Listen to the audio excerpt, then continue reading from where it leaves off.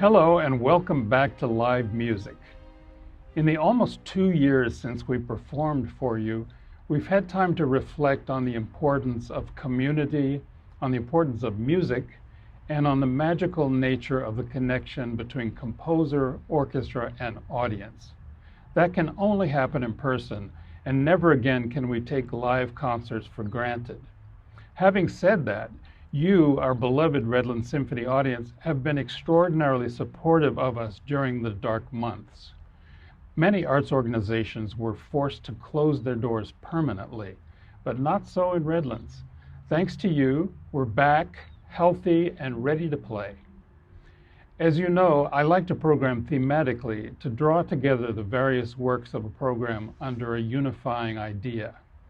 The idea for our historic return to live music is pure and unadulterated celebration. We celebrate life, love, connection, and a hope for the future that only music can promise. We begin with one of the most iconic works ever composed, Aaron Copeland's Fanfare for the Common Man. In 1942, the Cincinnati Symphony decided to commission 18 composers to write orchestral fanfares that were appropriate for the times. And the times were turbulent indeed. The US and 25 other nations had just declared war on Germany and Japan, and there was general feeling of foreboding in the air. Copeland's serious but uplifting fanfare was premiered the following year to celebrate the universality of humankind in the face of hardship.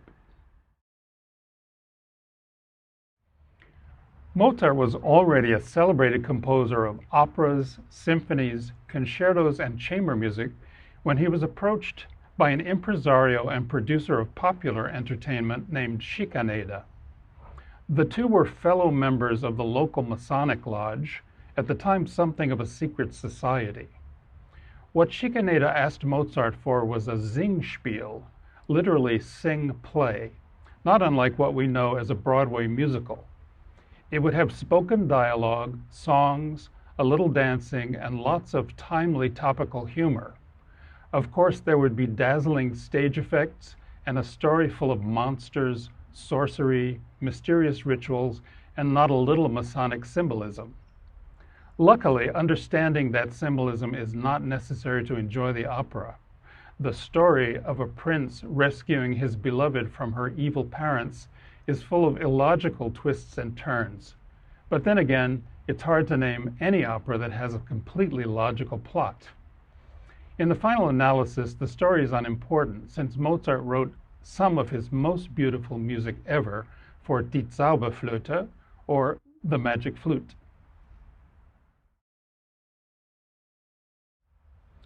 There are only a few works in history which have melodies that are so memorable that the whole world falls in love with them.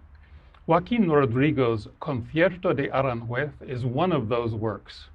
Written in 1939 as the Spanish Civil War was coming to an end, it was intended to evoke a sense of the beautiful 16th century palace and gardens in Aranjuez, Spain. The second movement is so powerful and moving that it single-handedly catapulted Rodrigo to the forefront of European composers in the mid-20th century.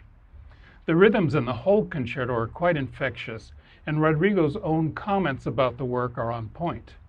He said, "Claude Debussy defined the guitar as an expressive harpsichord.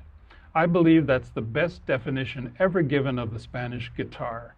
This phrase is the starting point for my Concierto de Aranjuez. Our guitar is the only survivor of the rich and archaic instrumental wildlife of the Middle Ages." I'm thrilled to be able to introduce my friend and colleague René Izquierdo to the Redlands public.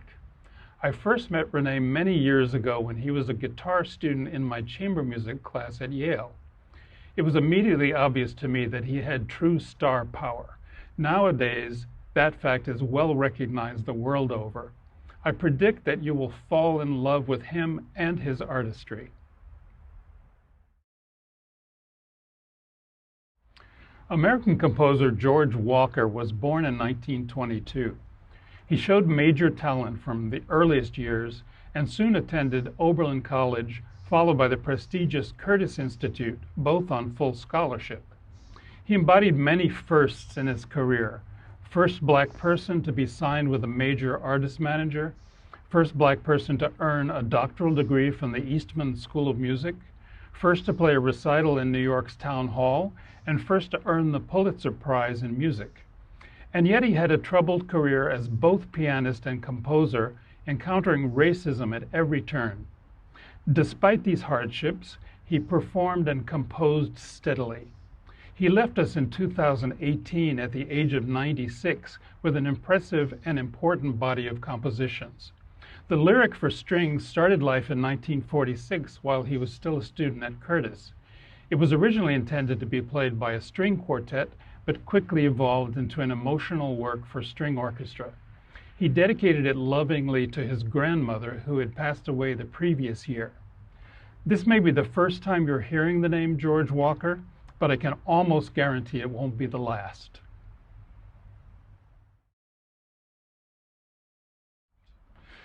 No musical motto in history has become as famous as the opening four notes of Ludwig van Beethoven's Symphony No. 5. So powerful is this motive that it has been co-opted numerous times in history by governments and corporations to completely grab the public's attention. In the music world, those four notes and what follows them have come to represent Western culture's definition of great music.